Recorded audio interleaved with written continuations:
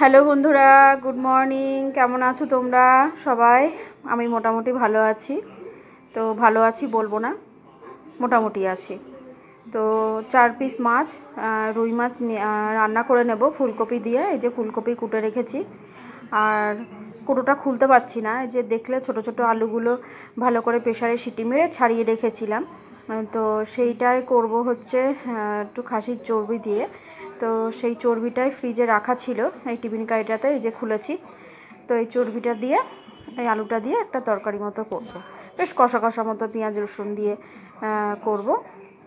আর 4 piece মাছ আছে, ওই মাছটা ঝোল করব ফুলকপি আলু দিয়ে, তো ধনেপাতা দিয়ে। তো বন্ধুরা আমার সঙ্গে থাকো, দেখতে থাকো ভিডিও। আশা করি আমার ভিডিও তোমাদের ভালো লাগবে। তো এই যে রান্নাঘরে চলে এসেছি। তো মাছগুলো ভাজা হয়ে গেছে, তখন আর ভিডিও করতে ভুলে গেছি। সব কিছু করা হচ্ছে না, কারণ খুব হুটোপাটার মধ্যে রান্না করছি, আর মোবাইল থাকছে এক জায়গায়, আমি তাড়াহুড়ো করে রান্না করছি, মানে সব কিছু ভিডিও করতে পারছি না। ওর জন্য খুব ছোট্ট ভিডিও ছাড়ছি। তো রঙ্গনকে স্কুলে দিয়ে এসেছি, দিয়ে এসে তাড়াতাড়ি করে রান্না করছি, আবার মাকে খেতে দিয়ে আবার যাবো ওকে আনতে। তো অনেকটা রাস্তা হেঁটে হেঁটে যাতায়াত করি, তো ওই জন্য খুব দেরি হয়ে যায় আর খুব ক্লান্তও হয়ে যায়, যার জন্য ঠিকমতো আর ভিডিও করতে পারছি না। তো তোমরা আমার পাশে থেকো, পাশ থেকে সরে যেও না। আমি যেভাবে হোক 2 দিন পরে হলেও আমি ভিডিও টুকটুক করে দিতে থাকবো। তো এই যে ভালো করে ফুলকপিটা কষিয়ে নিলাম অল্প মশলা দিয়ে, যেহেতু আজকে ডাল করছি না, রঙ্গন তো এই ঝোলটা দিয়েই ভাতটা খাবে, ওই জন্য বেশি ঝোল মানে ঝাল করব না। তো ওই জন্য আর কি হালকা পাতলাই ঝোল করেছি, মানে ঝাল টাল দিয়ে বেশি মশলা দিইনি। কারণ ওর একদমই সময় নেই এখন, স্কুল থেকে এসে আবার পড়তে চলে যাচ্ছে, সারাদিনই বাড়ির বাইরে বাইরে, ওই জন্য যাতে পেটটা ঠিক থাকে ওই জন্য হালকা পাতলায় ওকে খাওয়াবো এখন। আর এই যে ধনেপাতা দেওয়া হয়ে গেছে, এবার নামিয়ে নেব। এবার পেঁয়াজটা ভেজে নিচ্ছি। আলু দিয়ে যে এই খাসির চর্বিটা রান্না করব সেটা হচ্ছে এখন করে নেব। তো এর মধ্যে সমস্ত মশলা দিয়ে পেঁয়াজটা ভেজে আদা বাটা, রসুন বাটা, টমেটো, জিরের গুঁড়ো, হলুদের গুঁড়ো, লঙ্কার গুঁড়ো সব দিয়ে দিয়েছি। দিয়ে এবার আলুগুলো দিয়ে ভালো করে টুকটুক করে কষাবো, তার মধ্যে চর্বিগুলো দিয়ে দেবো, দিয়ে ভালো করে কষাবো। তো তেলটা অল্প দিয়েছি, যেহেতু চর্বি থেকে তেল বেরোবে।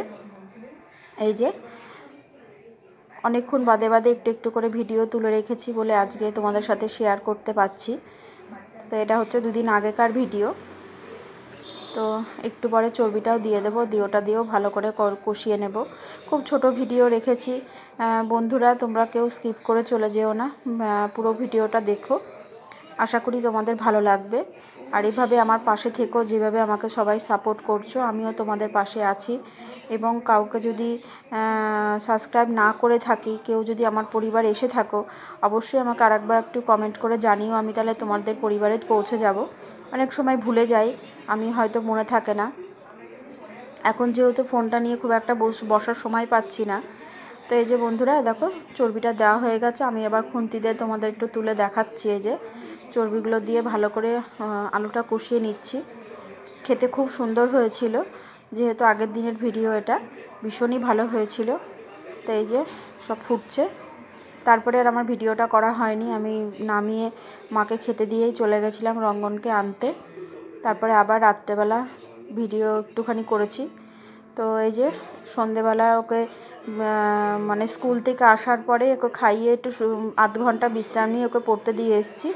দিয়ে এবার রাতের খাবার, এই যে পেঁয়াজকলি, ফুলকপি আর আলু কুটে নিলাম, এটা ভাজবো। আর কালকের জন্য একটুখানি সবজি বানিয়ে রেখে দেবো, মানে কুটে তরকারি কুটে প্যাকেটে প্যাকেটে করে রেখে দেবো, কারণ খুব অসুবিধা হচ্ছে।